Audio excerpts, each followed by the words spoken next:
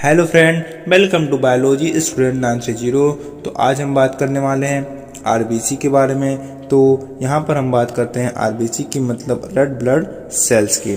RBC का जो निर्माण होता है वो बोन मैरो में होता है। कहाँ पर होता है?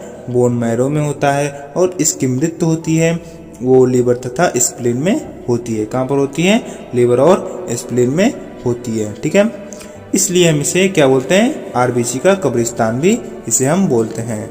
ठीक है, protein, vitamin B12 and folic acid के निर्माण में सहायक होता है। जो आरबीसी होता है वो protein, vitamin and folic acid के निर्माण में बहुत सहायक होता है। ठीक है, आरबीसी में केंद्रक नहीं पाया जाता है। जैसे एक अपवाद है इनमें कैमल और लामा। कैमल और लामा के आरबीसी में क्या पाया जाता है? केंद्रक पाया जाता है। आरबीसी का जीवन काल 20 से 120 डेज का होता है। ठीक है, एक नोट है, क्या नोट है कि भ्रूण अवस्था में इसका निर्माण लीवर तथा स्प्लीन में होता है। जब भ्रूण अवस्था में होते हैं तब इसका निर्माण लीवर तथा स्प्लीन में होता है। इसमें हीमोग्लोबिन नामक प्रोटीन पाया जाता है जिसके कारण ब्लड का कलर लाल होता है। मतलब हीमोग्लोबिन के कारण ब्लड का कलर रेड होता है। ठीक है, ग्लोबिन युक्त प्रोटीन जो ऑक्सीजन एवं कार्बन डाइऑक्साइड की संयोग करने की क्षमता रखता है। ठीक है दोस्तों, आप लोग इसे दोहराते हुए चलिएगा, लिखते हुए और बाद में याद करते हुए चलिएगा।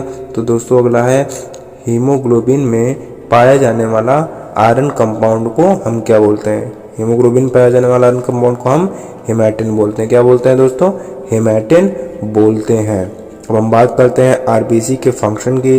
तो शरीर के हर सेल में ऑक्सीजन पहुंचाने तथा कार्बन डाइऑक्साइड को वापस लाने का काम आरबीसी का ही होता है। तो जब हम सोते हैं तो सोते वक्त आरबीसी में 5% की कमी आ जाती है। और जो लोग 4200 मीटर की ऊंचाई पर जाते हैं उनके आरबीसी में 30% तक की वृद्धि हो जाती है। मतलब आरबीसी जो होता है 30% बढ़ जाता है। ठीक है, तो आरबीसी की जो संख्या होती है उसको हम कैसे मापते हैं? आरबीसी की संख्या हेमोसाइटोमीटर से ही मापते हैं आरबीसी की संख्या को। अब हम आरबीसी से होने वाले रोग की बात करते हैं। तो कौन कौन से हैं? एनीमिया है और जॉन्डिस है। देखिए, हीमोग्लोबिन की मात्रा कम होने पर एनीमिया और जॉन्डिस रोग हो जाता है। एनीमिया वह अवस्था है जहां पर आरबीसी की संख्या या ऑक्सीजन की बुनियादी शारीरिक जरूरत को पूरा करने के लिए अपर्याप्त होता है। आयरन की कमी को एनीमिया का सबसे आम कारण माना जाता है।